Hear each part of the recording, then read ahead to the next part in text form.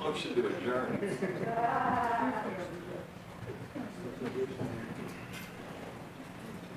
Second.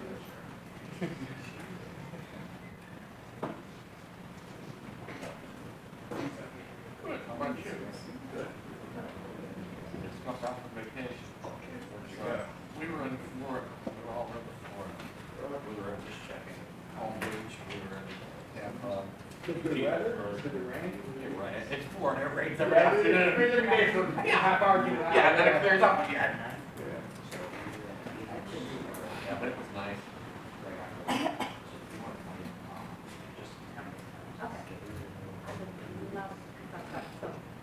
I've done it for 10 years.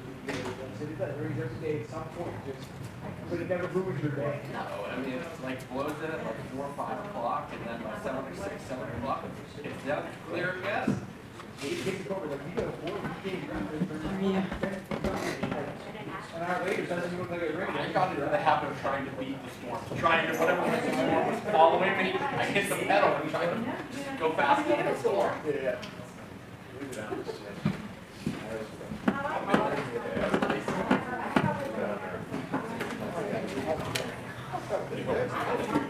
I was scouting a lot. It's very one day. I was in Palm Beach.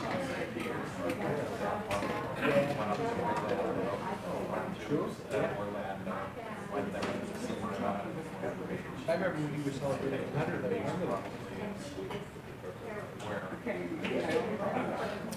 yeah. That was the case for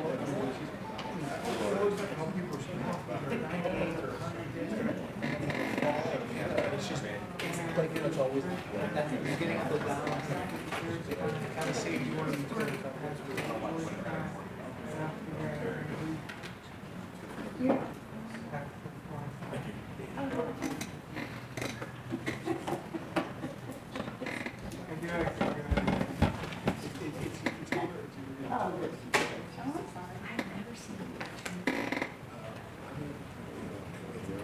Yeah, I'm good.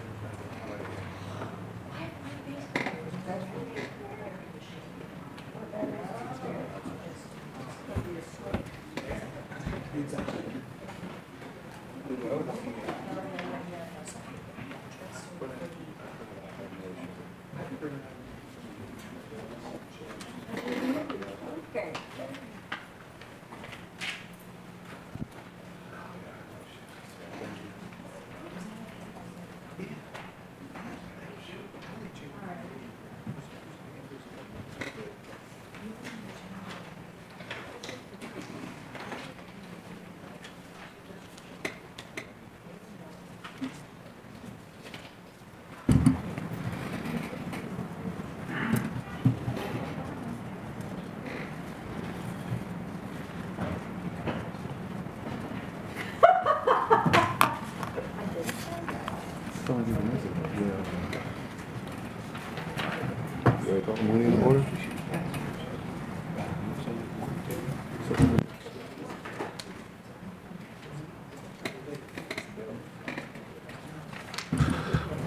Yours ready?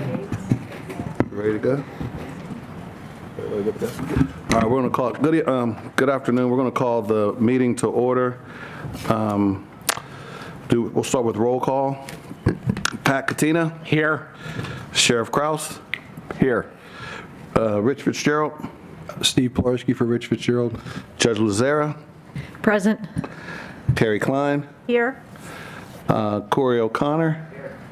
Bask Camara. Here.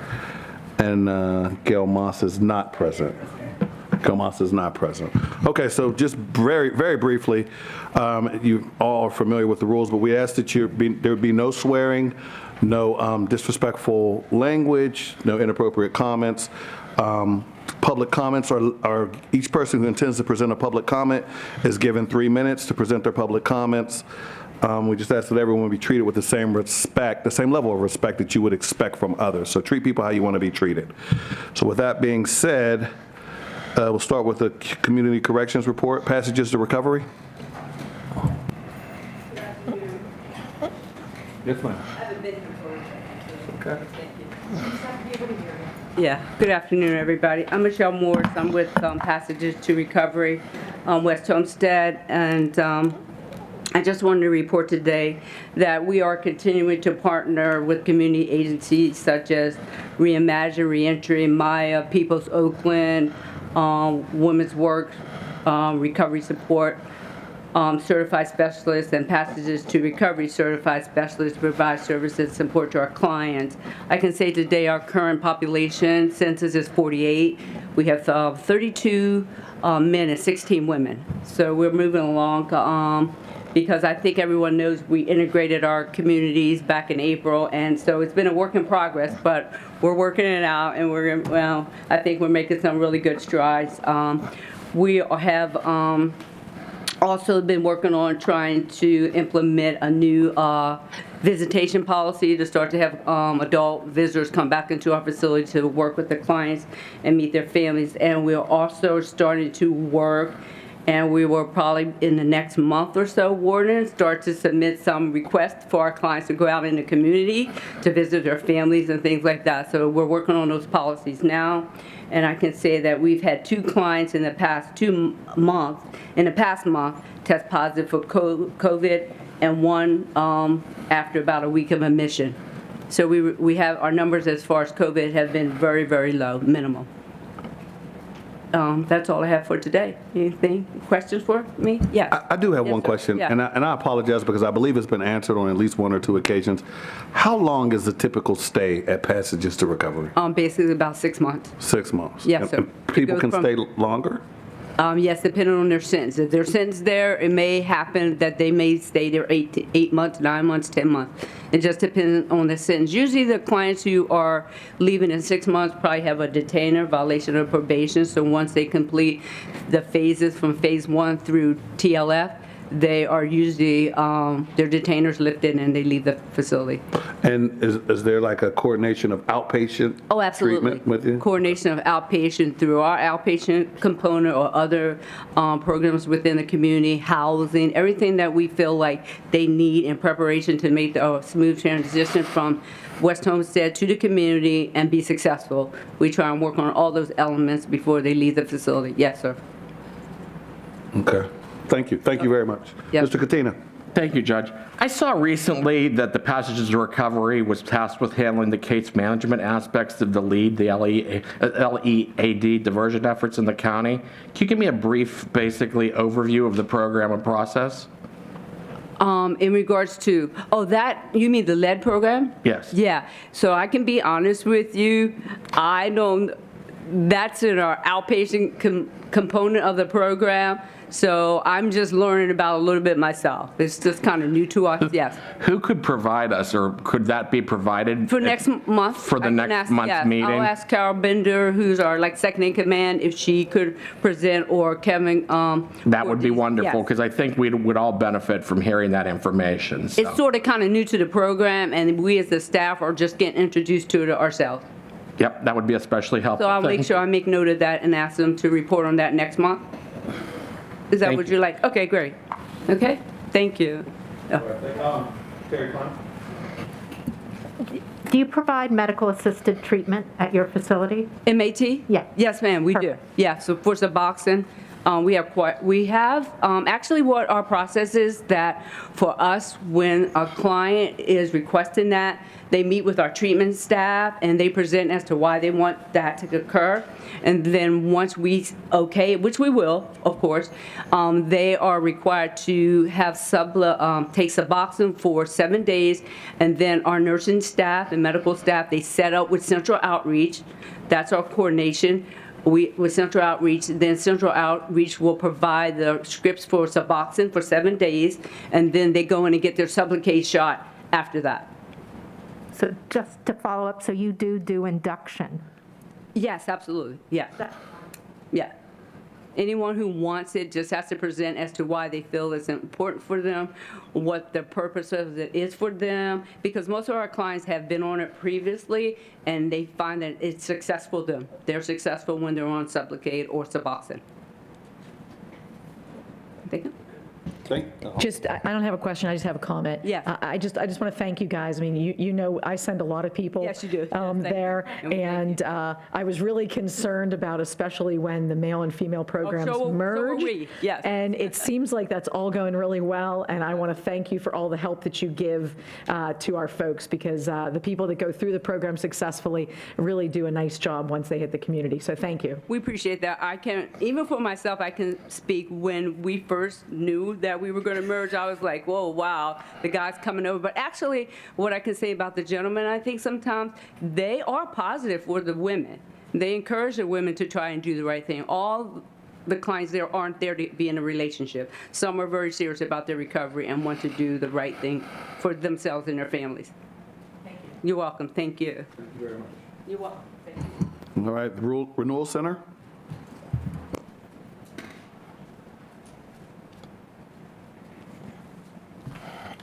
Good afternoon, Board. Frank DeClaire reporting for Renewal Incorporated. I'd just like to report that we participated in a community service event on August 20th. We had 11 volunteers participate in an event at the historic Hill Health Expo and Community Day. These 11 volunteers provided 88 man-hours of community service for that event, and they were very well received for that event and much appreciated by staff. Last month, Bethany had asked us to report on our employment percentages. So I wasn't positive of last month's numbers, but I'll provide you with our last 3 months employment percentage. So in May, we had a 76% employment rate. An average pay rate for those reentrants was $13.17. In June, we had a 78% employment rate with an average pay rate of $13.55. In July, we had a 73% employment rate. The average pay rate was $14.15. And that is all I have. Does anyone have any questions? All right, thank you, sir. No, just a thank you again, because you guys do a great job as well, so we appreciate it. Thank you very much. Appreciate that. Have a good evening. You as well, thank you. Electronic monitoring? Good evening, Board. Steve Eswine for the Probation Office. Outside of our report, we have really nothing new to report. Just some highlights. We had 776 individuals on the bracelet at the end of June there, and we had 27 individuals successfully complete during that period. So that's all I have. Does your report, does that include the SoberLink devices? It does. I tried to pull those numbers for you today and locked myself out of the system, so And are we getting new SoberLinks? we are trying, yeah. Okay, thanks. They have them, we just have to come up with the funds to get them. Okay. For those of you who don't know, SoberLink is a device that tests for alcohol use, and it's not the one that's banded on your leg. It's actually something that works with your cell phone, and so they call you, and you then have to blow into this thing, and it will then determine the blood alcohol content. It's really helpful for our purposes, for people that are really struggling with alcoholism, to keep them on track and to keep them clean and sober. So it's much nicer than the bracelet, and so we really appreciate it. So if you can get more of them, we'd love it. We are working on it. All right, thanks. Any other questions? No. All right. Thank you. Thank you. I was going to ask the question, where's the money coming from for it? I don't know where the money comes from. I know that they need more devices. So Where's the money come from, the county? Usually we look for grant money, grant funding through the state. But none of it's county money then? Not at this point, no. All right. Hopefully, everyone's had an opportunity to review the minutes from the July meeting. Is there a motion? So move that we adopt the minutes. Is there a second? Second. All in favor? Aye. Any opposed? All right. Motion will carry. All righty. Old business. Update regarding the status of the reinspection. Good afternoon, board members and the public. The NCCHC reported to the facility on Monday of this week, and they just left our facility this afternoon. I think the inspection or the review went well, and I just wanted to say to all employees, contractors, and volunteers at the jail, thank you for everything that you did. I really feel as though that everybody, you did what they were supposed to do to make this review a very good review. We should be receiving the reports approximately 60 to 65 days from now, a draft report. All right. Incarcerated individual, thank you, Warden. Incarcerated Individuals Welfare Fund, Judge Lazare. Back to that one, just one quick question on that. Sure. For the NCCHC, can you tell me why that, for the review of the crisis deaths in the jail, why they were specifically chosen? The county, you would have to direct all of those questions to the county manager. I did not have anything to do with that, so. We're not involved in the process whatsoever? You would have to direct all questions pertaining to the review to the county manager's office. I understand that, but I'm asking you if you were involved in the process of Warden of our jail. Of course, I would be somewhat involved, but all questions to the manager's office. But you were involved in that process? I was involved at some point, yes. Judge Lazare. All right, the Incarcerated Individuals Welfare Fund. So, you know, as we all know from many meetings, the PIT survey is just about done. I guess it's been provided to the county. The county has looked at it, and I believe that Ms. Dalton is going to provide a report at the September meeting. So that at that point, we'll hear what the PIT study came up with. And this was a study to determine the needs of the incarcerated individuals, you know, what they thought they would want to see done with the welfare fund, you know, how they would want that money spent. And so we're really excited to see the results of that, and we are believing that that's going to happen at the September meeting. Second thing is, at the last meeting, I did a motion where we sort of confirmed that the sheriff is going to maintain the Jail Oversight Board liaison position, which we are incredibly grateful to Sheriff Kraus for agreeing to do that, and that the Incarcerated Individuals Welfare Fund Subcommittee was going to come up with a detailed plan for the recruiting and hiring of the jail liaison, because we'd really like to get this going. We've been talking about it all through COVID, and we think that it would be beneficial for everyone. So we have a motion. That motion is attached. Everyone has a copy of it. It basically details the history, the long and tortured history of getting the Jail Oversight Board liaison approved. And then attached to that motion is the actual hiring plan. So our thought, what our plan is that 5 days after the Jail Oversight Board approves the hiring and recruitment plan, the advertisement will be posted. It will be posted on numerous sites that are also detailed in the plan. Those were sites that the Controller's Office helped identify. So places like Handshake, which I think is very much geared towards law enforcement, legal studies, criminal justice, and paralegal folks. LinkedIn, Indeed, Glassdoor, ZipRecruiter. We would also be posting with the paralegal programs, which exist at Duquesne University, the University of Pittsburgh College of General Studies, and CCAC. We would be posting on county-affiliated websites such as the Office of the Controller, the Sheriff's Office, obviously the ACJ website, and we are talking about the 5th Judicial, but we need approval from that from the administration of the 5th Judicial District, which we don't have yet. And then it would also go to law schools, so the University of Pittsburgh School of Law, Duquesne University School of Law. We also thought the Point Park University has a Legal Studies Bachelor of Arts, so we would post through Point Park as well, since they do have that program, as well as through the Allegheny County Bar Association. So those would be the places that would post. We would allow 21 days for the collection of resumes. We didn't want this to go on too long, so we thought 21 days was a pretty good time. So all the resumes would be collected and provided to the Office of the Controller. As the Office of the Controller received the resumes, they would copy and make sure that the individual welfare subcommittee members received those resumes. At the end of the 21 days, all of the resumes should be in the hands of the Incarcerated Individuals Welfare Fund subcommittee members. The people that are on that subcommittee would then review the resumes and provide to the controller's office the top 5 candidates that each member of the subcommittee has.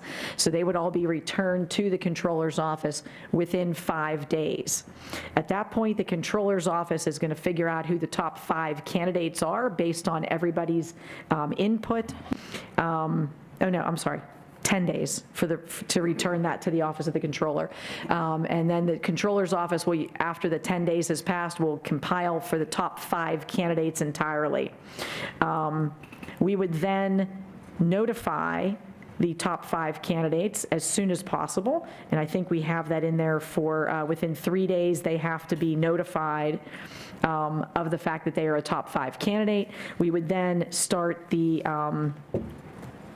process of interviews, which would take place, we are hoping within 14 days of that top 5 list being finalized. And it would be the members of the subcommittee who would be doing the interviewing.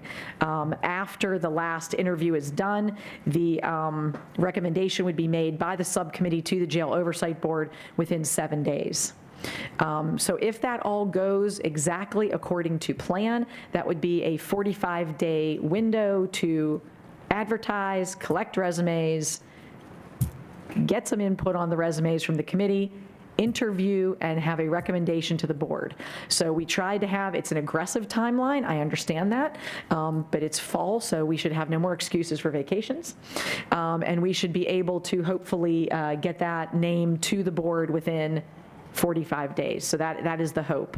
The only thing that we have in there that is sort of the hedge is if after the 21 days, the committee, the subcommittee is not satisfied with the resumes that we've received, we're not happy about the quantity or quality of those resumes, then we would reserve the right to come back to the board and ask the board for some additional time to put that advertisement back out and collect some additional resumes.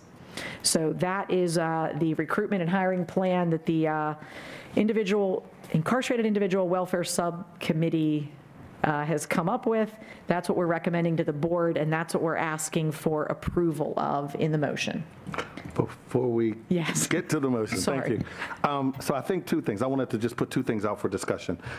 First and foremost, I think that it was probably an oversight on our behalf. The Incarcerated Individuals Welfare Fund Subcommittee, there's a lot of moving parts, but we have inadvertently not included the sheriff, who is going to be responsible for supervising this employee and or housing him or her in their shop as well. That's a good point. We should add you to that committee. So I think he absolutely should be added to the committee. But I also wonder, and I want to throw this out as a question, does it make sense for Sheriff Kraus to at some point have an opportunity to review those resumes in that process, given that he will ultimately be responsible for supervising this person? Well, if he would be on the subcommittee, then he would be part of that timeline.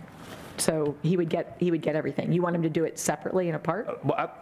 If I were going to be responsible for supervising someone, I would probably want to have the same vantage point that our county controller would have, meaning I would want to see what's going to the, because I mean, he is ultimately going to supervise that person. Right, but what I'm saying is if he's on the subcommittee, then he would get all of the resumes that are received as a result of the advertising. Okay, so you said initially before it goes to the county controller. Everything goes to the county controller, and then the county controller immediately provides them to the subcommittee. Okay. So as soon as the controller, we didn't want somebody to have to submit 5 or 6 different resumes and try to get all of our addresses right, because we thought that that would be a logistical nightmare. So everything will go to the controller's office, and as soon as the controller's office receives them, this controller's office has the logistical nightmare of making sure that the subcommittee, you're welcome, has the subcommittee, the members of the subcommittee. And the members of the subcommittee are currently myself, Bethany Hallam, who's been sitting on it for you, sir. We got Steve sitting on it. We have Terry sitting on it, and we have the controller's office. And so we would welcome having you on it, Kevin. I mean, that would be great.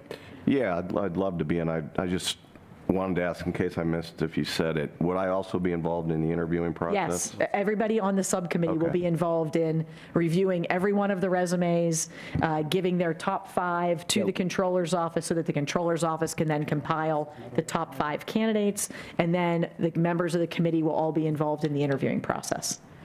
Okay, thank you. Yeah, oh yeah, yeah. So do we have to make a motion to add? Yeah, but we can officially update the committee. I mean, the committee was always appointed by the chair, so if you just want to appoint Kevin to be on the committee, we would be happy and welcome him, so. Rightfully so, so appointed. I accept, thank you. Thank you. So is there a Nice to motion? have you. Any other discussion? Okay, do you have a motion? Well, I make a motion that we, Was motion and seconded, actually. did somebody second it? I'll second. Second. Yeah. One second. Okay. So yeah, I mean, the motion is to do that recruitment and hiring plan, so. Okay, all in favor? Aye. Any opposed? All right, fair enough. Thank you very much. Nice, thanks. Thank you. Can I just add, the third thing that I was supposed to talk about was the ACJ and alternative housing population statistics. Sure. And I don't have those today because this meeting was moved, and so, I was out last week looking at colleges, I'm sorry. So I forgot to send the email to Tom McCaffrey to make sure that he could provide those to me. I've already given him the dates for the September, October, and November meetings, so that hopefully he can have those for me for the next 3 meetings. Okay, So sorry about that. no problem. So while you're at it, does it make sense to talk about your interactions with the staff on 5F? Yeah, well, I had a conversation with the warden about concerns that have been raised on 5F. We had, after I experienced some tremendous cell phone problems, finally had a meeting about the conditions on 5F, and was, told that basically there is one less CO on that pod because of the work that the staff is doing to keep people more stabilized on that pod. It's something that I would like to continue to explore, and I think with perhaps a visit, I think we should go down and talk to some folks on 5F. I have some people on 5F that are in my mental health court, and they certainly provide me with some feedback as well. So I've gotten sort of the ideas from the COs, I've heard from the warden, and I'd like to sort of talk to some people on that pod as well to see how they feel about it before we make any recommendations or go any further on it. All right, thank you. Any questions regarding those 2 issues? Fair enough. Update regarding the ADA compliance. So, Your Honor, the ADA compliance employee will be unavailable to attend the jail oversight board meeting, and I just need the JOB to understand that I do not supervise that employee, so I cannot mandate her to come. Fair enough. Do you want me to continue? So as far as the solicitor attending the meetings to discuss the tier system, solitary confinement, and the ban referendum, I think we've already had that conversation. So I have Mr. Backrack here if we got to talk about it again. Any questions regarding that issue? Talked about it. I understand about the prick. Let me turn my mic on so you can hear me, Warden. Obviously, I mean, the pregnant employee, I understand what you're saying. But is there a compliance officer at the jail that we could possibly speak to? Because I know Bethany's been asking to speak to my colleague's been asking to speak to that compliance officer. I do not supervise the compliance officer. Who supervises? I'm sorry, who then does? I'm not exactly sure who supervises that employee. I mean, is there a compliance officer at the jail for that? When it comes to that, when it comes to basically, I mean, dealing with disabilities and ensuring that we're in compliance, or no? Then are you talking about inmates or employees? Employees. We do have. The county compliance officer deals with employees. Okay. I do not supervise that employee, so I cannot mandate her to come. Okay, because I know there was I know recently in the Penn Record, obviously, there was an article about an employee denied reasonable accommodations, and that's why I'm sort of asking, that's where I'm sort of going with this. I was trying to get clarification. I mean, basically, in the light of this new suit of the jail and the county reconsidering their apparent lack of having any staff dedicated to ensuring and enforcing compliance with the anti-discrimination laws. So it seems like this is a little bit of a problem. But I know you don't supervise that employee, so obviously you can't answer it. So that would be something for the administration. So maybe Steve can answer it at some point. I'm sorry. If I may, when I was at the Public Defender's Office as a director, the Human Resources Department through the county deals with ADA compliance and all ADA issues. So it's my understanding that no agency like the jail, the PD's office, would deal with those issues directly. That's all through HR. So, as the warden said, he wouldn't be responsible. I don't know if Mr. Pilarski can shed some light on it. You're right, it is through the HR department, so they're all handled through HR, and if necessary, if it's required or is a legal question, then the law department would be involved. But those are basically the two departments who are involved in that, dealing with employee accommodations. So has anything, I mean, in light of this, I know we can't talk about the lawsuit or what have you, but I mean, is anything going, do you believe anything will change, or there might be, because it concerns me that everywhere I look, that it seems like I read about a lot of lawsuits, and not just, obviously, anytime I see lawsuit, I think of county payouts and county money being expended. So, I mean, that's why I was trying to We don't lose understand. them all. We do, some are settled, but some we win, some we lose. I mean, but, you know, but I can't speak to a specific lawsuit, obviously, but, for to John, but, yeah. Lawsuit, I don't, it's not anyone that I'm handling. Yeah. But, I mean, maybe that's something we can take offline, or you and I could take offline, and we can figure out exactly what, because like I said, I mean, anytime that I hear lawsuit and I hear of county taxpayer dollars having to, if the lawsuit's won, obviously being lost, I mean, that's what I want to get to the bottom of, and that's what I want to make sure that we're doing the best we can to prevent these lawsuits. So Sure. you and I could talk about that at a later date, so thank you. Any additional questions regarding that issue? All right, Warden, how about update regarding the dietitian attending the meeting? That was a question that Ms. Hallam had presented. So I did send the board the dietitian's contact information. I did send the board the commissary RFP, the mortality rates, the maintenance request, and I did send the board a link to the food menu and food substitutions. So you guys will send that at 3:45 p.m. today. So that was sent today. As far as the dietitian attending the meeting, as I've stated 3 different occasions, the dietitian will not come to the board meetings. The dietitian in Summit stated that if the board submit any questions, they will be willing to answer the questions submitted. Any questions regarding that? Just one question about the status of the commissary RFP. Any updates on that? It's currently under review and we'll be awarding it. It closes on the 7th as far as the decision making. And when would you award it, on the 7th then? Or? Yeah, we have to, that's when it's due to be awarded. So Okay. we're in deliberation right now. Okay, thank you. Can I have a follow-up on that? Sure. Can you say how many submitted? 3. Yeah, 3? Yeah. 3 groups? Okay. Ms. Klein, I believe you might have had a question, no?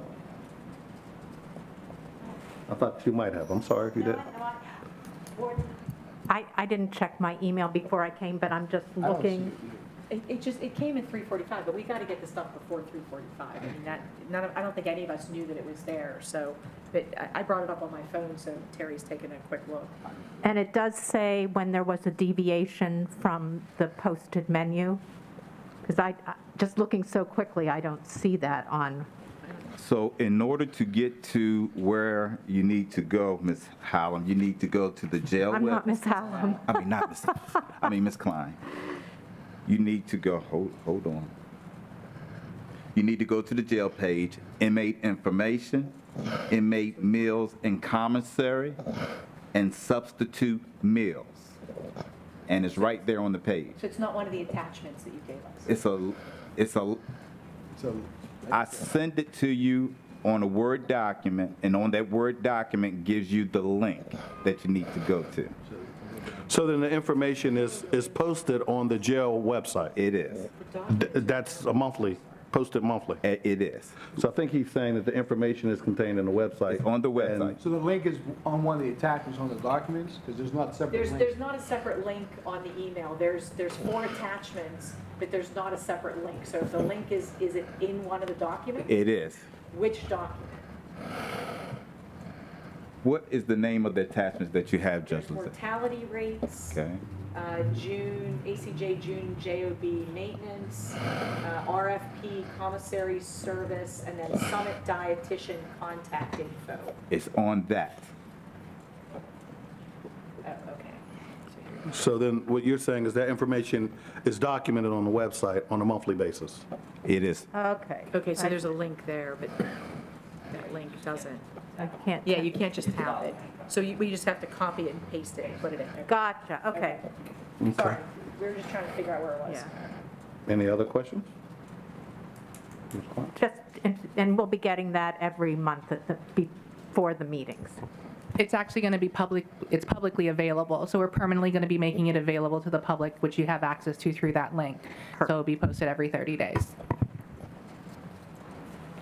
Any other questions? Just to clarify on that, this is a new link, or this is something new, or you're going to be doing, or it's always been there, or? No, this was new. In response to the motion that was made last meeting, it was asked that we submit these every 30 days to the Jail Oversight Board. Since this is a public forum, we thought it'd be appropriate that they be available to the public. So we posted it to our website, and we'll continue to make it available. Our menus have always been available, and now the deviations are available as well. Okay, and that'll be kept, I hate to drive this point home, it'll be kept up to We date? intend to keep it up to date every 30 days. Okay. All right.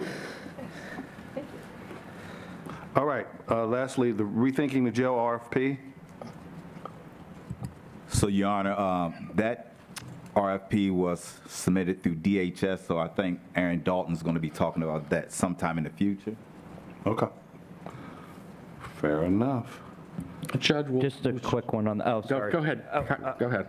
No, just, I think we spoke about this, or I think it was public, that this info, when it's done, will be publicized and given to us at some point.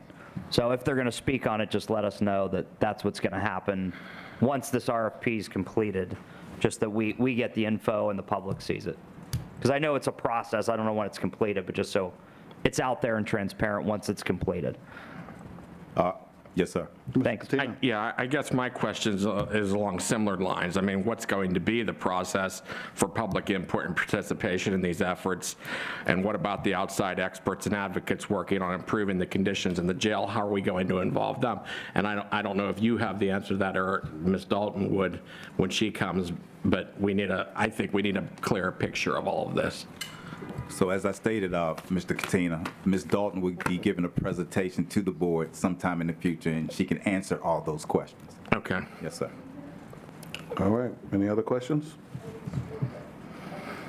All right, with that being said, we'll now move to the public comments. And again, I will remind you, public comments must be limited to 3 minutes. I'm going to put a timer on.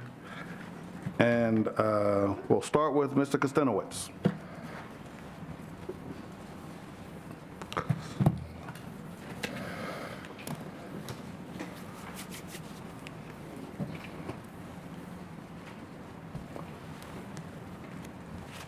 Good afternoon.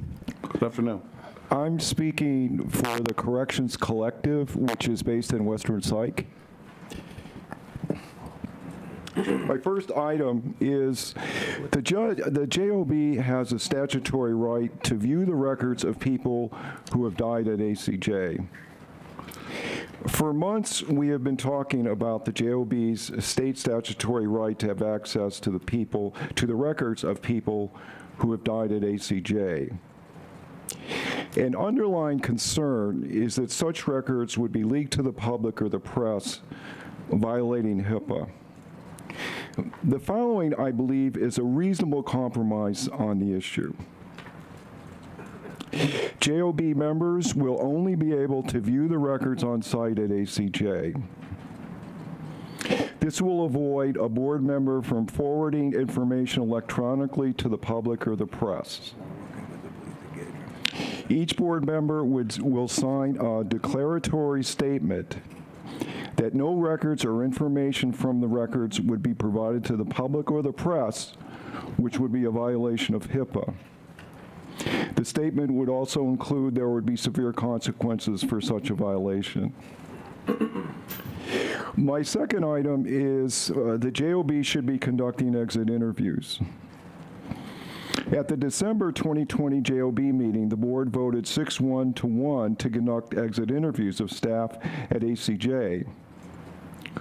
50% of the recent correctional officer recruits have left employment this year.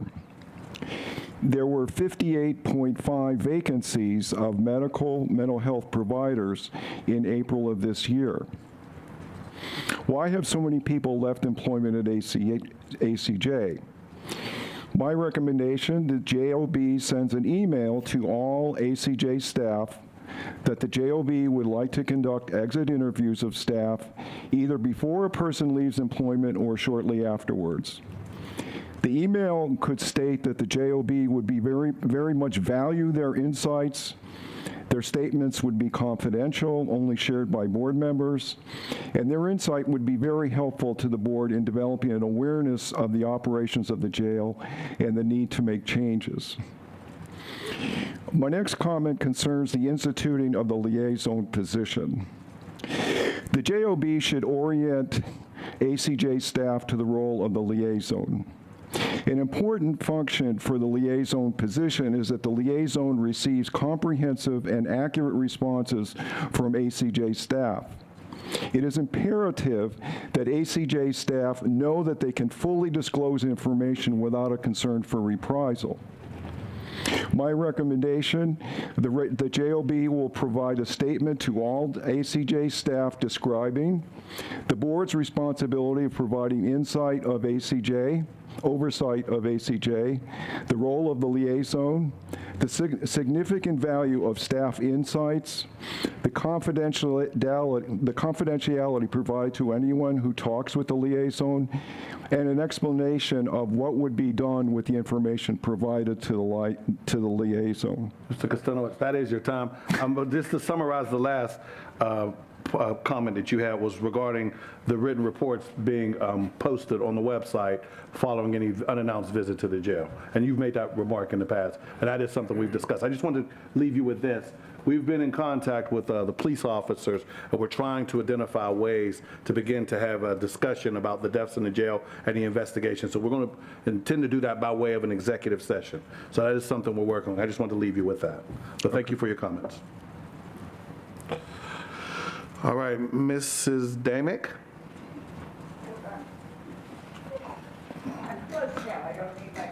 All right, we want to get you in front of the mic if we could. Thank you. All right, thank you.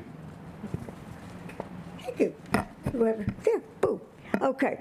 It's amazing, you know, what gets done from years of not doing it, from a newspaper article, the editorial.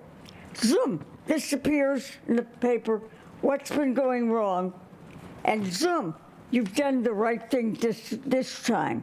You have actually reminded me of how the jail oversight board did years ago, because I've been here I go years, you know, years ago downstairs. You got reports from what's going on in the jail, and you reported them. And that was excellent for the public, because you've heard my talking about money. Yeah, we're paying for it. You're all paying for it too. If you have to live in the county, you do get it to work there. So everybody's paying for it. You're paying. You want to see that you're paying for good event, something good. And I'm very complimentary for this time. You really changed. It reminded me of people, good, as they say, the good old times. Nothing was good old times. Okay, but one problem that you haven't mentioned, that I happen to know, unfortunately, quite a bit about. Rats. Rats. We've been talking about rats. You have rats. I had rats. I had terrible rats. Well, I won't go into how the steps look, with rats. Okay, we had a company come, very good company, works in the county sun come, and they came. We got traps all over the place. What eventually kept the rats out is not letting the rats in, finding out how they're getting in. Therefore, while this is going to cost money, you've got to really look at the construction of the jail and change it and double check, triple check what it looks like, where the rats can come in. And a rat can come in, this much space. You've got to do that because you've got to get rid of what's going on. People can't be eating the food that you're serving. Even your crew, the COs can't even. Obviously, the COs shouldn't be eating it. Nobody should be eating it, and certainly not innocent people or nobody's been. You've got to get rid of the rats, and I'm telling you, it's going to cost money, but that's what you have to do, and that's just really the main thing. Although, when you had one county agency checking another county agency, which is checking another county agency, which comes down to what's going on in the jail, that's ridiculous. So what you've done today is excellent. I'm really so pleased that except get rid of your rats. Or I'll be back, ratty rat. All right. Okay? Thank you so much. Thank you, ma'am. Last but not least, we have public comments from Deborah Luffy.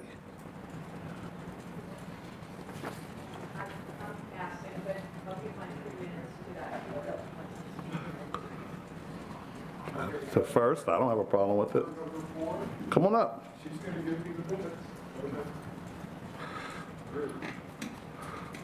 Mr. Kostenowitz.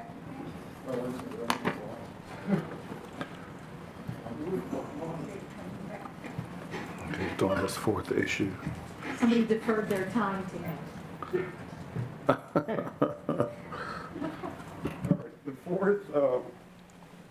The fourth issue, we've been talking about this for a long time, as Judge Houser said. And this is part of the state statute from 2009, okay? And your board has never complied with this part of the statute. And, I've been saying this for a month, and I know you're getting tired of this, but to me, it's very important, okay? And there's a couple pieces to this. One is doing the unannounced inspections, okay? And we've all read the statute, and there's to be at least 2 of these. And then there's a written report, and then it's put on the website. So I could be wrong. I mean, I looked at the website 2 days ago, and all I saw on there was Terry's from last year. So we've got 4 months to the end of the year. And the goal is, I'm pleading with you to do 2 unannounced inspections, do the report, and then put it on the website. That's all I'm asking. It's never been done, and it's in the statute. Okay?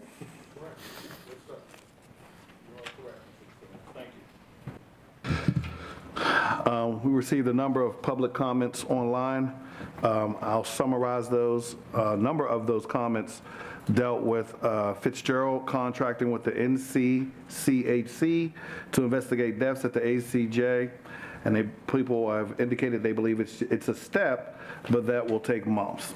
And the question is, the comment is, what is the Jail Oversight Board and the Jail Administration doing today about preventing more deaths, especially in light of Ronald Andrus's death, the most recent of a long string of deaths of people in ACJ's custody.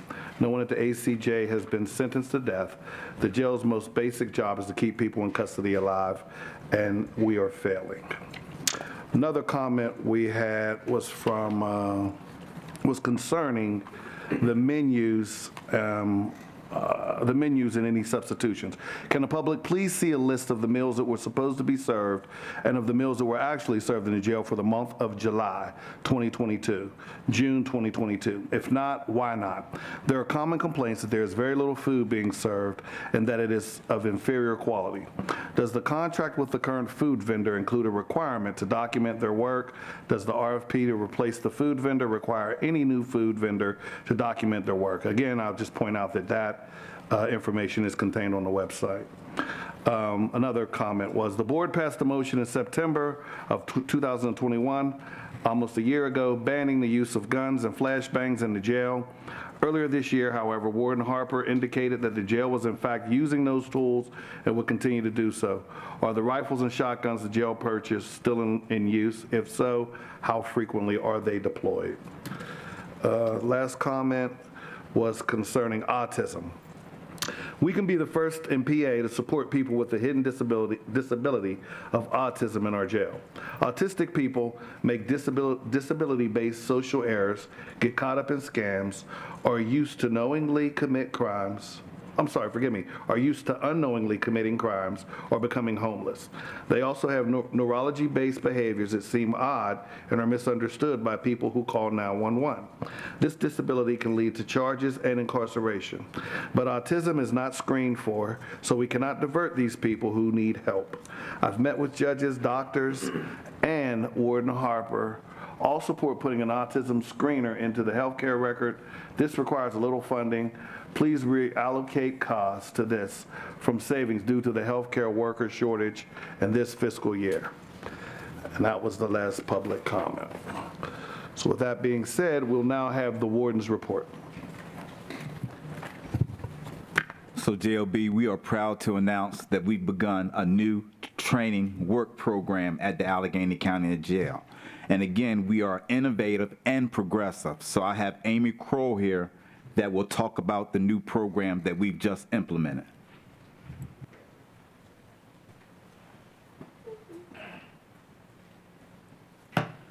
Good afternoon. On August 14th, that was the starting week for our lead abatement training in ACJ.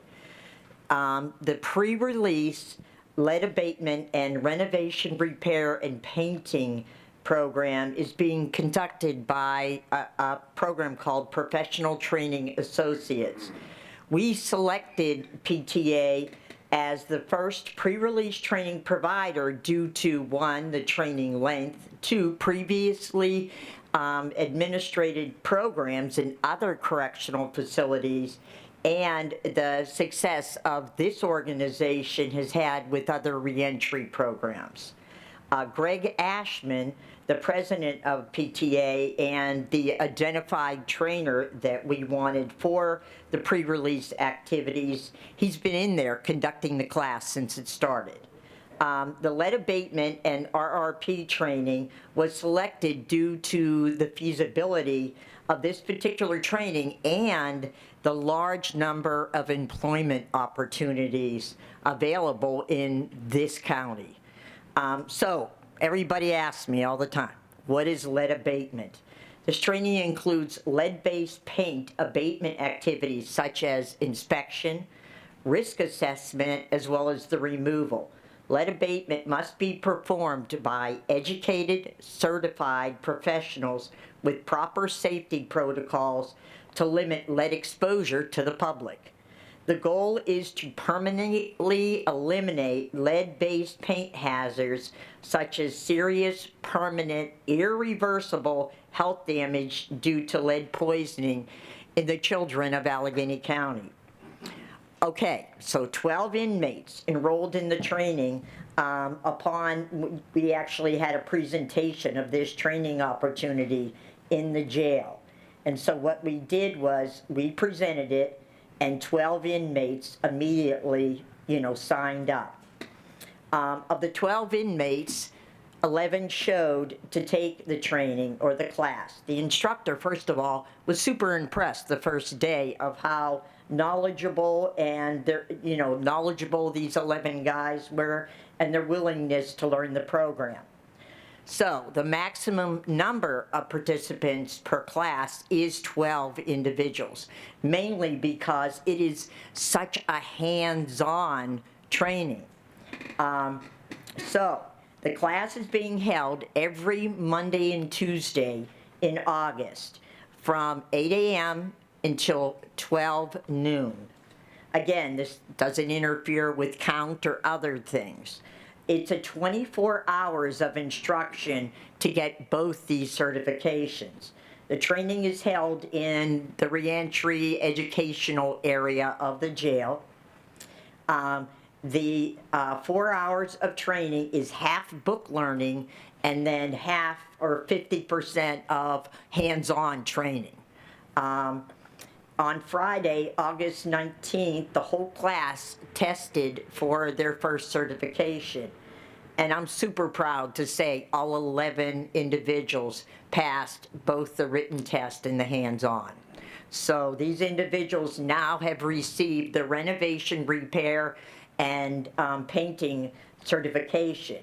And then all 11 quickly said, I want to get the second. So they all enrolled for the next 2 weeks. They'll be in class to get the next lead abatement worker certification to complete the program, and then they will be considered eligible lead abatement technicians. So we'll then be working, with them to employment, and that's really what I want to talk about, but I want to tell you a little bit more about who participates. Any inmate can participate in the training as long as they're going to be in Allegheny County Jail for 6 weeks. So the completion of both the certificates requires 6 4-hour training. So eligibility for the training opportunity is open to the majority of ACJ population. Those are individuals that are sentenced, pre-trial, or just being detained in the population. But the big thing is they have to be returning to Allegheny County. We will support the graduates with both certificates by assisting in linking them with construction and renovation job opportunities along the county bus lines. So, what are these employment opportunities? These credentials are applied widely to construction contractors doing construction and renovation in residential areas. For projects happening within homes before 1978, where all the crews must have one member that is certified in these 2 certifications. Oftentimes, this person then leads the project to control the testing of lead paint and, if necessary, the removal and repair of that area where the lead paint is used. And that is even if you're wrecking down a home. You got to get the lead out before you can really take it down. So the Allegheny County Lead Safety Housing Program has been in effect for the last 10 years and provides the opportunity for low-income homeowners to get upgrades free to meet current housing code and also to make their home more energy efficient. At the same time, also to have their home tested for the presence of lead and then to get that lead paint or hazard removed. If the lead paint hazard exists, approved contractors in this program abate the hazards. The type of activity that is commonly performed is like repainting, interior, exterior, installing new siding, window replacement, fixing broken steps and stairways, minor plumbing and electrical upgrades, resodding the lawn, and mulching, areas to help that if it has any lead content in it. So, I do have a list of employers. We are actually going out and meeting with these employers because we want to discuss with them on, will you hire these guys? What kind of criminal records are they looking at? Most of them are saying to us at this point, they are so hungry for somebody that has these lead abatement certifications on their staff that, they really are waiving a lot of this. They need these people to start getting into homes to remove this lead around Allegheny County. So that's a little exciting about it. The other thing is why we got PTA in there is PTA, it goes around the state of Pennsylvania training contractors or at least 1 or 2 people on their staff to do this. And now we're hoping to provide that manpower for them. But any questions? I do have a question. Do you intend to extend this program, these training opportunities to the female inmates, incarcerated individuals? In time. We're trying to pilot it now, and we hope in the future to, look at the alternative housing programs, but right now, we wanted to pilot it with the males who do a lot of the construction work. So when people applied, we had like 40-some guys sign up. And then we went through who has experience working in construction, and we looked at that first class that had some knowledge, and then we hope to expand. But again, it's based on the funding, and we receive our funding from 2 different sources. We receive it from a grant through the Partners for Work. It's called Pathways Home. And that's, Partners for Work is our work investment board, and then also through the Allegheny County Jail Collaborative funding. So I just want to commend you for the effort because I believe that giving people opportunities to earn a meaningful living tends to have a positive impact on the likelihood that they'll recidivate. So when we see people with jobs, it lessens the likelihood that we see them in court. So I want to commend you for your efforts. I hope that you'll be able to identify other programs where you can begin to expand the training to other areas. I know you do have some limitations, but I just would like to see as much training as possible to give people opportunities. Well, and this is the first of our pre-release, and we hope to expand it more. It's easier in a prison than in a jail. Sure. We have to look at very short-term, high-impact trainings, but when I actually went out myself and talked to some employers, and they let me know people start construction $14, $15 an hour. Right. If these individuals have that certification and knowledge and hands-on, they're willing to look at them for $18 an hour, and then as high as 22.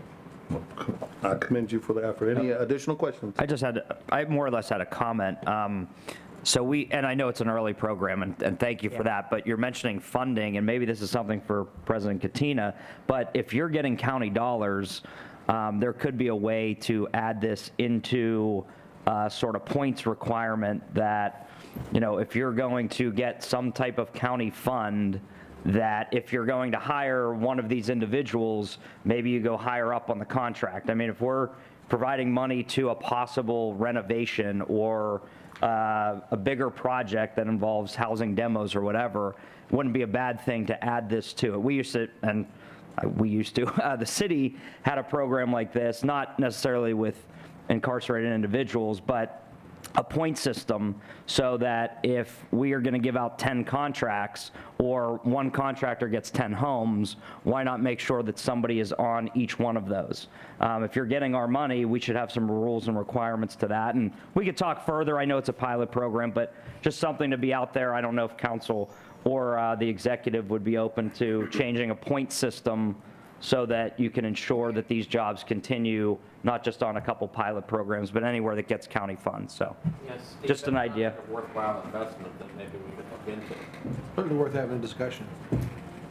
Any other questions? Thank you very much. Thank you. And Your Honor, the only other thing that I would like to report to the board is that we are about to post the food RFP for individuals interested in providing food services at the Allegheny County Jail. We're hoping to have it posted by next week, but we're getting ready to post that RFP. Your Honor, that's all I have. Any questions? Mr. Catino. Thank you. Warden, is there any way to post use of force data on your website like you do for them, like you're doing for the meals? I was just curious. I don't think that I would want to do that. Okay, is there any way you can provide it to us on a monthly basis? We can definitely do that for the board, yes. Okay. Thank you. Any other questions? Ms. Klein. Warden, when is the summit contract completed? For the food or for the commissary? The food contract expires at the end of this year, and the commissary contract, I believe, also ends. It was extended to oversee this RFP process. Any other questions? All right, thank you, Warden. We'll now have the Chief Deputy Warden's report. Thank you, Your Honor. Good afternoon, Board. My first update is for staff promotions and hiring. Since the last board meeting, we have not promoted anyone within the facility. Our current cadet class of 15 is scheduled to graduate on Friday, September 2nd. Our next cadet class is scheduled to begin on Monday, September the 12th. Our current number is 9 cadets, but we are still in the hiring process, onboarding, so that number is subject to change. Our next physical agility tests are scheduled the week of September 19th. We have, I believe, 5 different sessions scheduled that week, 2 on Thursday, 2 on Thursday, and 1 on that Saturday. And the class after this September 12th class is tentative for the beginning of November. Is there any questions on that before we move on? Yes. Catino. Some questions on that. For your medical and mental health staff, what are the numbers on your medical and mental health staff? I hadn't prepared the exact numbers. Is there something specific you're looking for? Can you start providing those on a monthly basis, what those numbers look like on a monthly basis moving forwards? In the report that is provided, we do our vacancy report in terms of our whole department. Okay, could you break it down by position so we understand what positions are vacant? Okay. It is. And then your correctional staff, with the additions that you're hiring, what does that bring you up to out of your full complement? With the additional 15? Yeah. I don't have the exact number of current full-time corrections officers. I can get that to you. Okay, roughly how short are we, or how many positions do we still need to fill? Honestly, I don't know. Mr. Catano, we don't want to talk about that in a public setting. We'd be more than willing to talk about that in a setting that's not in public. Okay. Is there, I understand, I guess this goes into my next new business questioning, because it seems like a lot of information is kept from the public eye, and I was just concerned that we have a lot of executive sessions, and I think the executive sessions, a lot should be shared with the public. I'm not quite sure why we have so many executive sessions. So where I was going with this is it possible that maybe we look at, the board look at hiring an independent solicitor to give us legal advice, especially concerning these executive sessions? Because like I said, I mean, I understand public safety, but I also understand the public has a right to know a lot of this information since their tax dollars are funding this jail. My response to that would be, we haven't had a lot of executive sessions. Okay. Since I've been around, I believe we only had one. Two. So we don't have a lot. But, you know, the warden has indicated he's willing to come to an executive session, and I guess after those executive sessions, we can maybe come up with a plan for disseminating information that can be shared. And Well, I was going to say, one of the executive sessions did deal with the safety and security issues that are discussed sometimes. That was a specific topic of the one. But how can we get more, I'm not trying to put anyone in jeopardy, but I'm trying to push as much information out to the public as legally possible.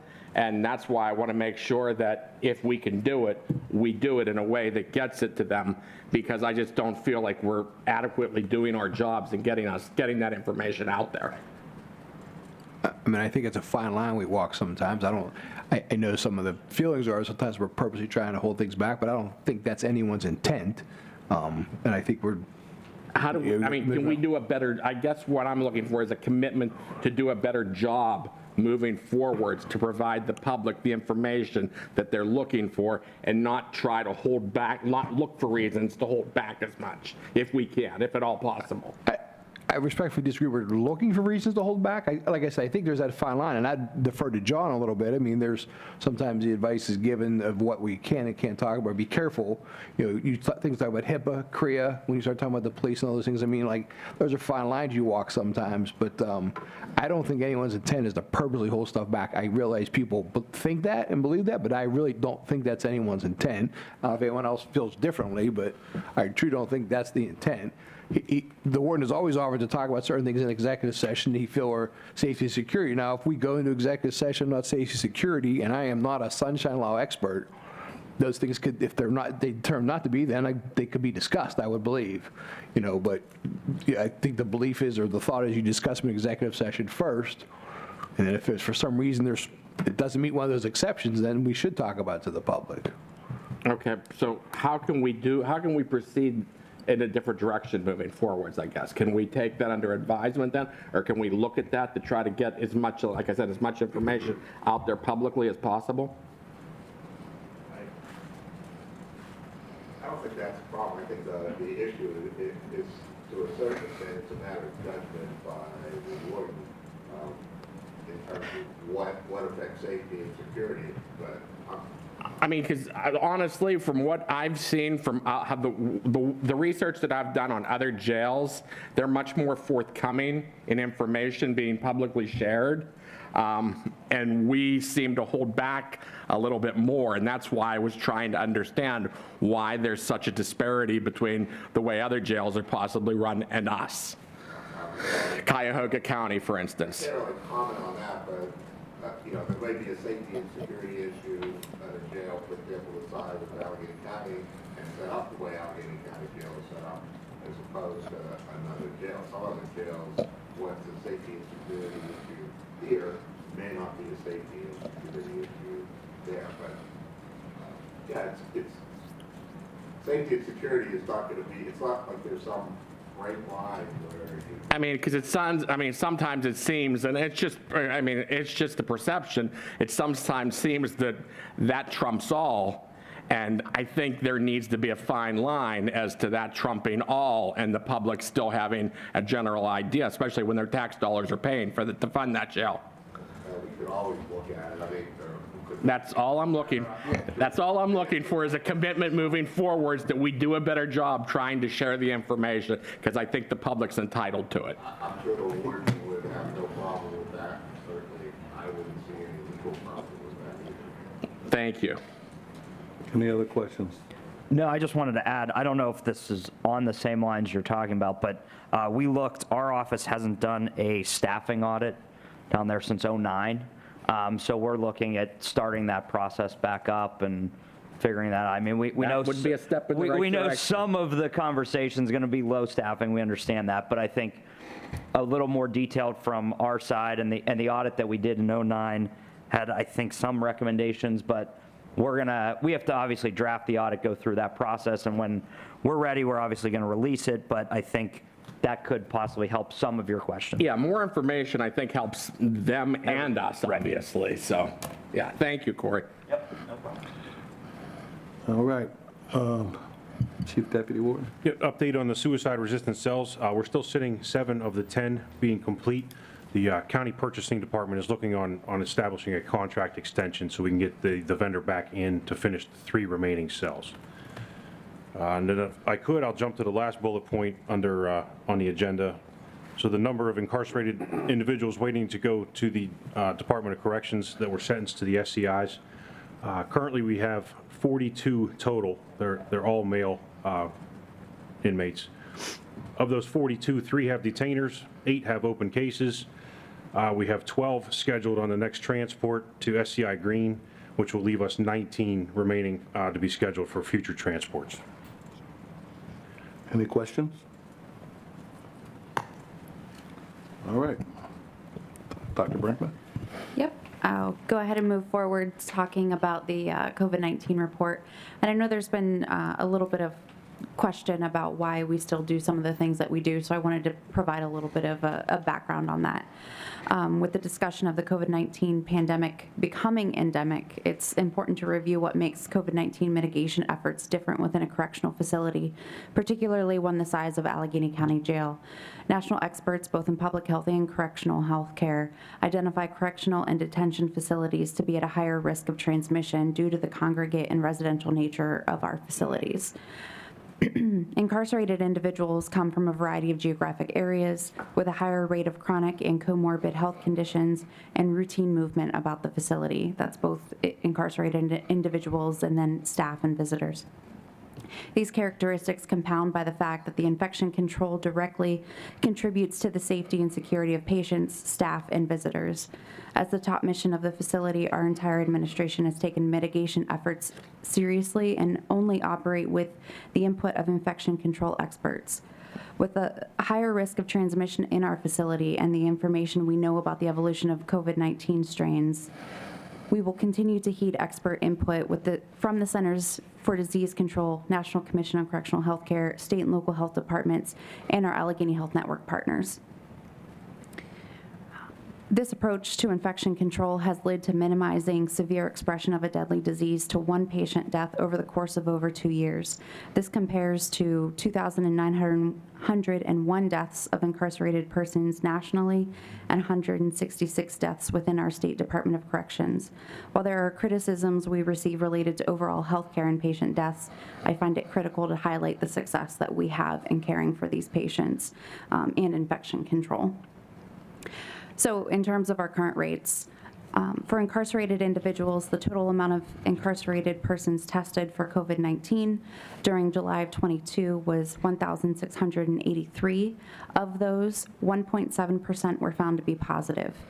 There are 23 incarcerated individuals presently positive in the facility, with 0 hospitalized for COVID-19. We've had an overall positivity rate of 4.05% at the Allegheny County Jail since the first diagnosed case of an incarcerated individual on April 6th of 2020. For employees throughout the pandemic, we've had 315 staff report positive results. We presently have 2 individuals who continue through their recovery process and have not yet returned to work. Related to vaccination updates, in total, Allegheny County Jail has supported the vaccination of incarcerated individuals by providing 2,952 doses thus far. On site, we have stored Pfizer and Moderna vaccines, which are continuously offered. Last month, we reported we had 592 individuals receiving their full series. This month, we have 614, which is, as of right now, 42% of our incarcerated population, with a full series, which is up the same percentage as last month. That might have been a typo on my part. Regarding medication-assisted treatments, hold on, before I move on, anything related to COVID? Is that percentage the highest it's been, or has it been higher? It has been higher. For medication for opioid use disorders and our expansion on these efforts, we continue offering all forms of medication-assisted treatment, while there are some limitations to some of the populations. For the month of July, there were 31 prescribed oral naltrexone, with 3 individuals receiving the Vivitrol injection prior to community release. In July, 121 individuals were treated with Suboxone and 15 were treated with Sublocade, the long-acting injectable version.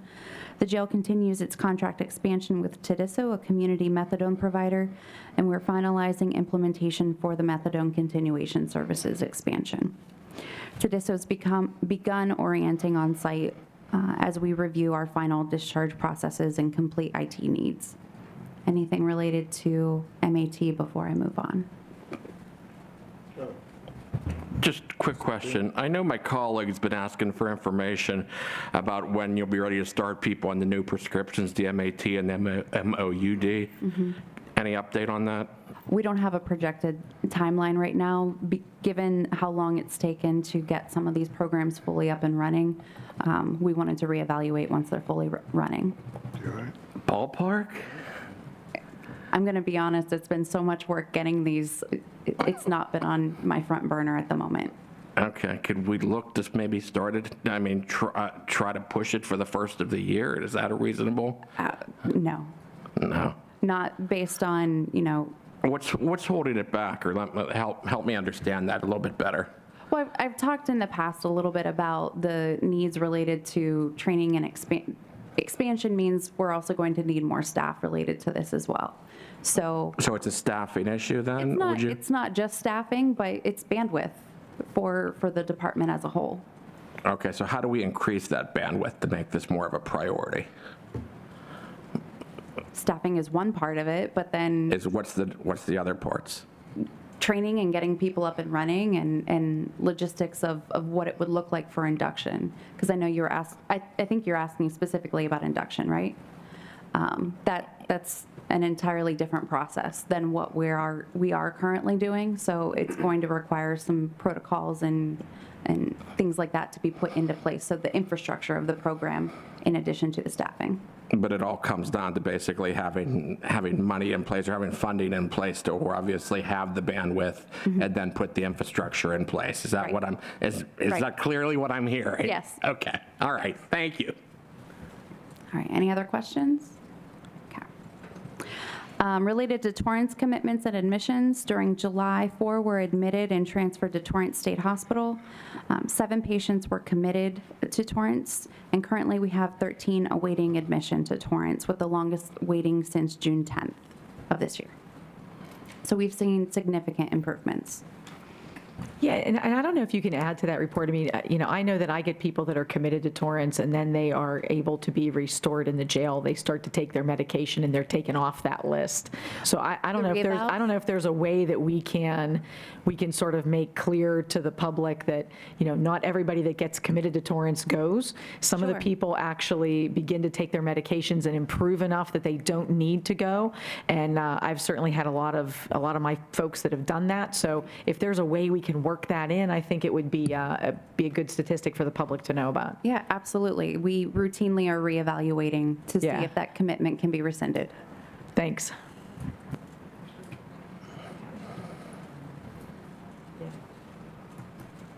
Anything else related to state commitments? All right, so I understand in my absence before, new data that was being asked for related to our mental health programming with tiers 4 and 5, and how many patients have been assessed to be on those levels of care. So in reviewing our mental health tier system, I have the following information.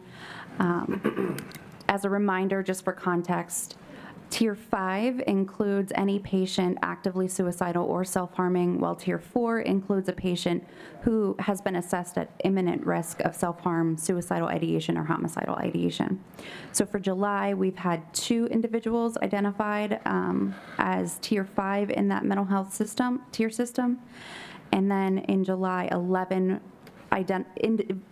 individuals were identified on Tier 4 for the mental health system, and one of those patients appeared in both 4 and 5 because it's not atypical that we would see someone progress down in levels of care, improving in their clinical state. To note, the duration of a patient on a tier can vary as little as a few hours to a couple of days, which if it is going to go beyond a day, it does mean that there is a provider's reassessment to determine that it needs to continue. Anything related to the tiers?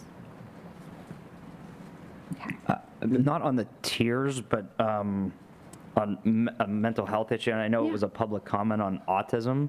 So I was approached at an event that I've been at recently, and they asked that, I guess there are like maybe 14, 15 questions when somebody comes in. Is that somewhat right? Is somewhere, yeah, somebody approached me on this, so I said I would ask the question.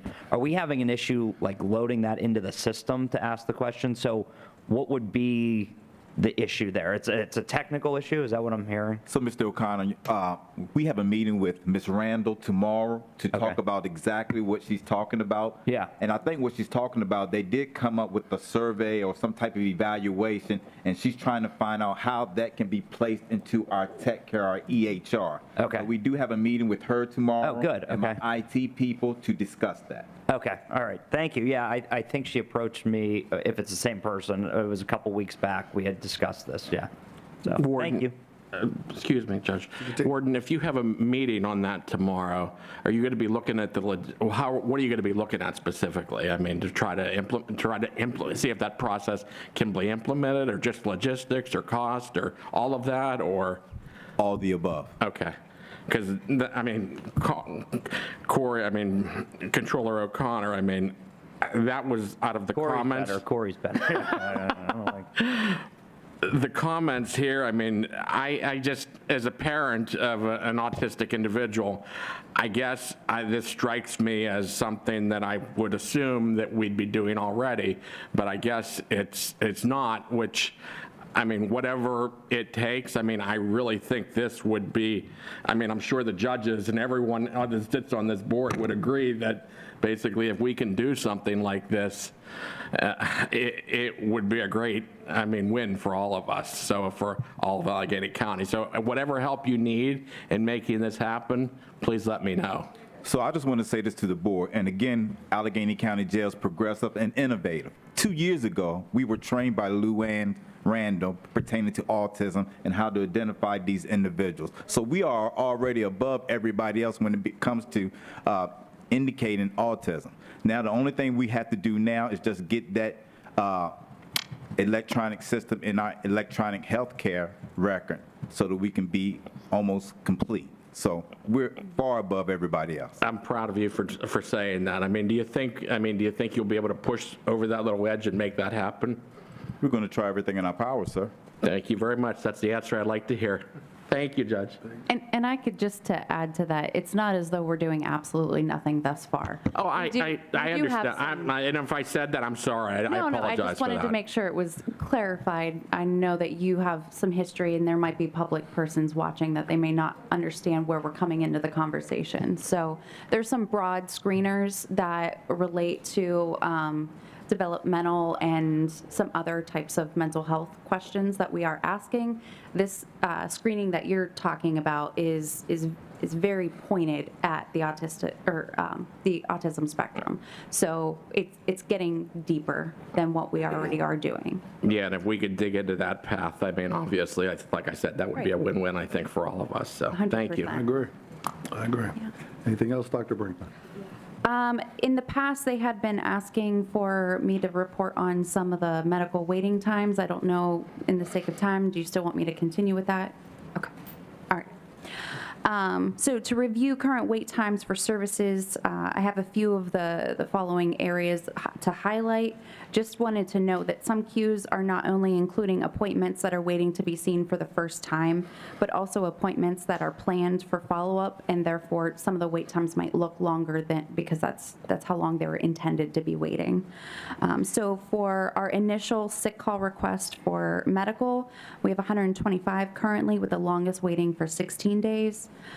For sick call requests for mental health, their first requests, we have 4 with the longest waiting 1 day, which is our ideal standard. So for psychiatry, we have 156 with the longest waiting 33 days, which for my own experience of us trying to coordinate people being discharged from the jail, that's a shorter wait time than they're experiencing in the community.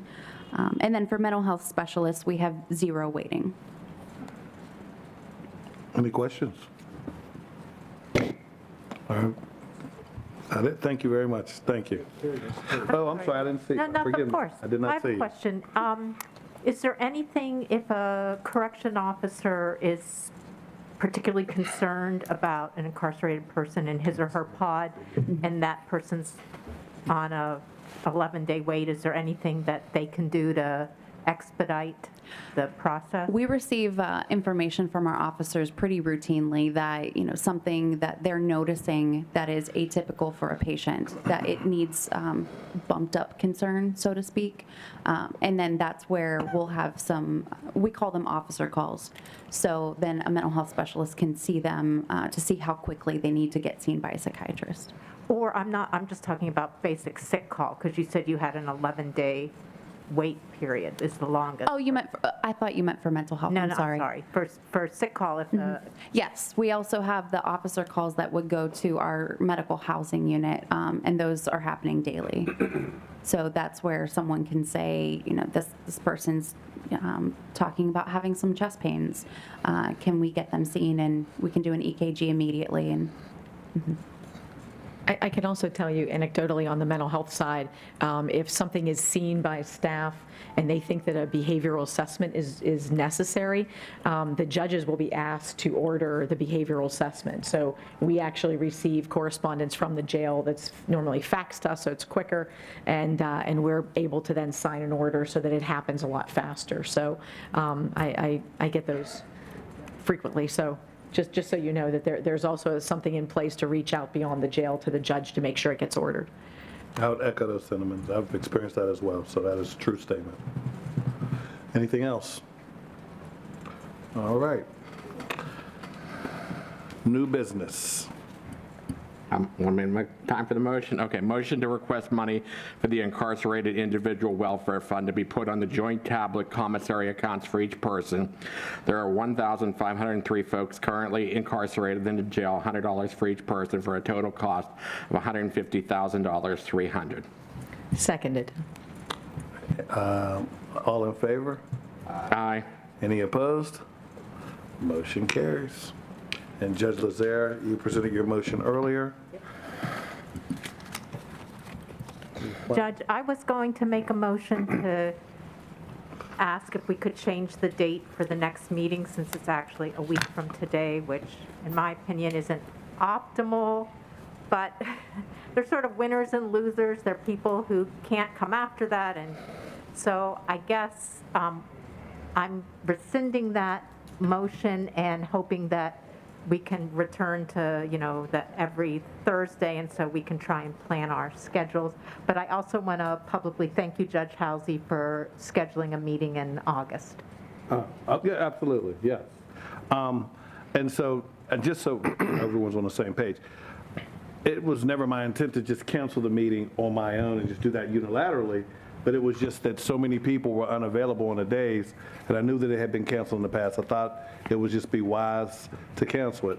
At the end of the day, we were only able to agree upon this day where most people could be present, and so this is the day we had it on. But I'm just glad we were able to get the meeting held and move forward on the meeting.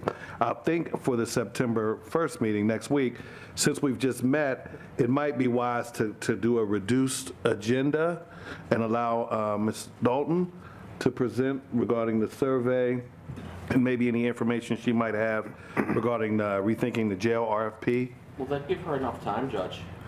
That was always a plan for her to present on September 1st. On the 1st? Yes, The pit survey. Yeah, that's that was always the plan. The pit survey. The pit survey, what did I say? You said the rethinking the jail. Oh, I didn't know if she was, okay, so the pit survey, okay. You're talking about rethinking the jail. Well, she's, So when would you have the rethinking the jail done?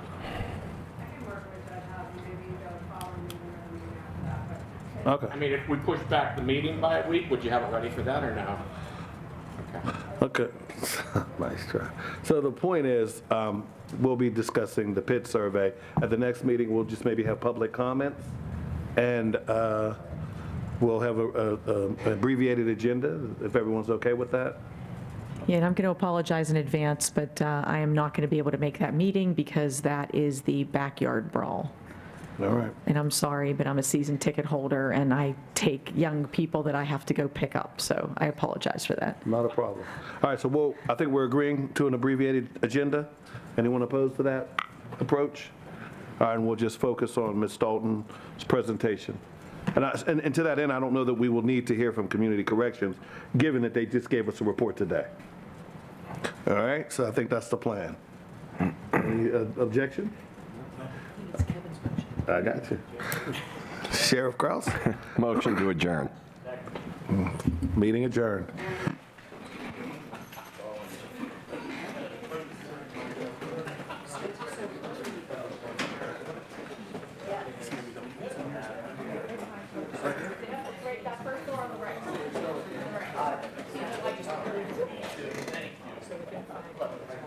Yes, I, okay.